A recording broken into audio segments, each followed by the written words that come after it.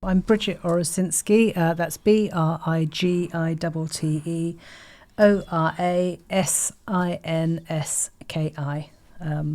I'm artistic director of Strange Cargo. I grew up in Folkestone from the 60s up until now.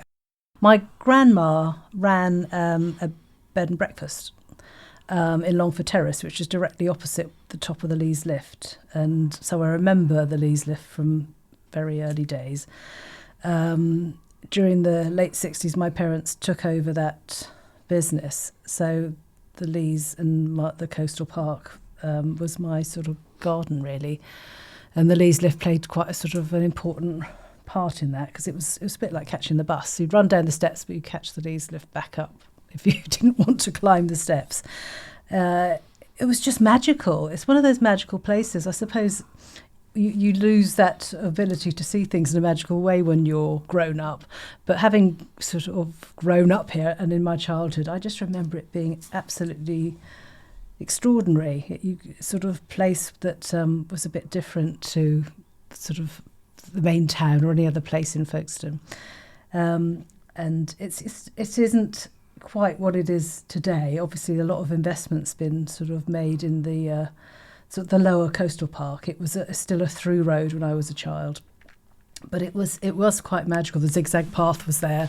You'd play around. We were sort of given free rein just to sort of dash about. You know, our parents didn't keep a sort of a check on us particularly, and there's four of us, and we used to sort of be running around there all the time. It was lovely. The beach was there at the time. That's where the Rotunda was, and the swimming pool. So we were in the swimming pool a lot of the time in the sort of nicer weather.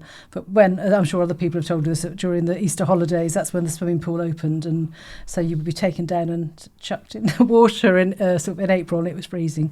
But it was a great place to grow up. It was lovely. One of my sort of memories when I wasn't living near the Leas Lift was we had a sort of house near Radnor Park. That's where my other childhood home was. But walking through Castle Hill Avenue, sort of summer's evenings, and there used to be festoon lights strung across it. And it was beautiful, and there was a sort of route through that took you to the top of the Road of the Remembrance, and looking over to where the Rotunda used to be, where the fun fair was, it was like heaven. It was music and light, and when you're a small child and you can see this amazing sort of building and structures and fun fair down below you, it was beautiful. So my memories of Folkestone were quite like a fairy tale place, really, when I was growing up. Because we lived close by when I was probably 7 or 8, we sort of knew the lift operators because we were up and down in the lift quite often, and we had a black Labrador, and she'd sort of come with us. But sometimes my mum would send over sort of bowls of soup or stew for the lift man because it was so cold, and there was no heating. He was just sat in the little lift wheel, sort of top, the wheelhouse at the top. But just, I think the memory of the lift was that it was a bit like a bus service. My summer memories of the lift when I was a child was coming sort of up. You'd probably run down the steps, but you'd come back up in the lift, and it was just there was sand on the floor, pebbles on the floor. It smelt of children who'd been swimming and their wet towels, and sort of babies in pushchairs. And the only way to get back up, unless you walked up the Road of Remembrance pushing a pushchair or up the old high street, was to sort of get in the lift carriage. So there was always families travelling. There was always a queue that sort of came down onto the street outside through the door at the edge. And it was just a lot of sliding doors and the whirring of the wheels and the whooshing of the water and whinging children and the ticket machine, all those sort of little memories of things that sort of made that experience what it was. I think the Leas Lift it's a vital link. It always worked in that way before, and I think obviously it's really exciting and it's going to be reopened. And but once it settles back down, I hope that's what it returns to being, is that sort of essential link for people to be able to move around the town and get down to the seafront. I remember when there was an accident where the second track, there was a crash, and that sort of that was out of service. That never came back into service. There was sort of wartime use, and I was very fortunate to bump into a friend of mine that I'd known for a long time, Edwin, who was one of the lift operators. And Edwin had, when they closed, he'd salvaged out of the skip the computer that had been everything was just cleared out and chucked away when it shut.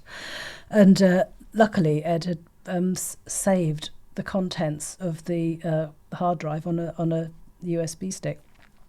And when he said, "Oh, I've got this USB stick." He said, "I'm not quite sure, what's on it," but we opened it up, and it was just a treasure trove. So those sort of incidental moments of people thinking, "Oh, I'll just do that," means that so much information was saved that wouldn't have been there before. And so I think it has a place in people's hearts. And I think, when you start sort of trawling back through the history, there's ghost stories. I mean, a couple of the lift operators talked to us about the fact that they sort of knew that strange things had happened. The bell would ring up in the wheelhouse when there was nobody in the sort of lower station.